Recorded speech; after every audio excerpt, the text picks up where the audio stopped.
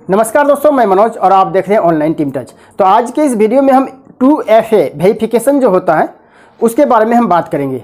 आप new retailer हैं या फिर रिटेलर बनना चाहते हैं या पहले से आप APS ID चला रहे हैं तो इस वीडियो को लास्ट तक जरूर देखिएगा। पूरी इन्फॉर्मेशन मिलेगा कि आप रिटेलर ID को कैसे लॉगिन कीजिएगा और कैसे आप कस्टमर का विड्रॉल कीजिएगा। तो चलिए, मैं मनोज और आप देख रहे हैं ऑनलाइन टीम टच। चैनल पे न्यू है तो सब्सक्राइब कर लीजिएगा क्योंकि APS और NSDL पैन कार्ड से रिलेटेड चैनल वीडियोस इस चैनल पे आपको समय समय पर मिलते रहता है। तो चलिए शुरू करते हैं। आज से पहले क्या हुआ था कि आप डे का फर्स्ट में आप रिटेलर अपना फिंगर लगा के 2FA वेरिफिकेशन करने के बाद कस्टमर का विड्रॉल कर रहा था और फर्स्ट रिटेलर का ही लगता था। इसके बाद आप पर डे आप पूरे दिन आप विड्रॉल कर सकते थे। लेकिन अब आज से क्या हुआ है कि आप प्रत्येक ट्रांजैक्शन के पहले आप रिटेलर को ही फिंगर लगा के वेरिफिकेशन करना पड़ेगा। यानी 2FA वेरिफिकेशन जो होगा आप हर एक ट्रांजैक्शन से पहले रिटेलर को करना पड़ेगा।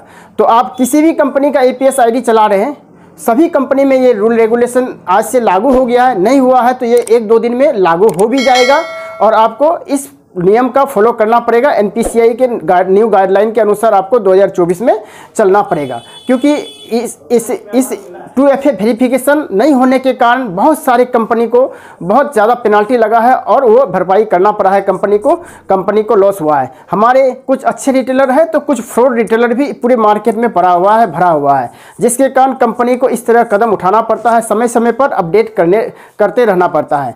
तो आप क्या है कि आप किसी भी कंपनी का APS ID चला रहे हैं तो आपको हर एक विड्रॉल के पहले कस्टमर का फिंगर से पहले अब रिटेलर का फिंगर KYC वेरिफिकेशन होगा, 2FA वेरिफिकेशन होगा, फिर आप कस्टमर का विड्रॉल कर सकते हैं। फिर दूसरा नेक्स्ट कस्टमर आएगा तो इससे पहले रिटेलर अपना फिंगर लगा के 2FA वेरिफिकेशन करेगा, फिर कस्टमर का विड्रॉल कर सकते हैं। तो आप किसी भी कंपनी का ID चला रहे हैं तो ये सभी कंपनी में लागू हो गया है। नहीं हुआ है तो 1-2 दिन में लागू हो भी जाएगा। अब इस नियम को फॉलो कीजिए और विड्रॉल का काम कीजिए। और दूसरी बात है कि आपको स्प्लिट ट्रांजैक्शन नहीं करना होगा, जो कि बहुत पहले से चल रहा था। और आपको रजिस्टर मेंटेन करना पड़ेगा। कस्टमर का डिटेल्स अपने रजिस्टर में लिखना पड़ेगा। उसके डिटेल्स लिखने के बाद ही आप कस्टमर का विड्रॉल कीजिए और सभी कुछ प्रॉपर रूप से आप कीजिए, तभी जाके आप इस मार्केट में APS का काम कर पाइएगा।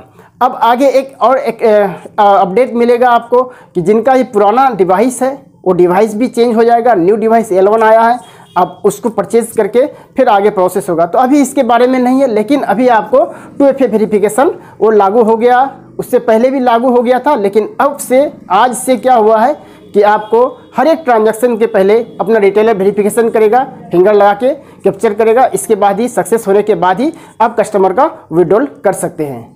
तो इसी तरह से न्यू अपडेट और लेटेस्ट इन्फॉर्मेशन के लिए चैनल को सब्सक्राइब कर लीजिएगा, क्योंकि इस चैनल में आपको नए अपडेट्स, नए इन्फॉर्मेशन, NSDL APS से रिलेटेड वीडियोज़ आपको समय समय पर मिलते रहता है। तो चलिए मिलते हैं फिर नेक्स्ट वीडियो के साथ। तब तक के लिए नमस्कार, जय हिंद।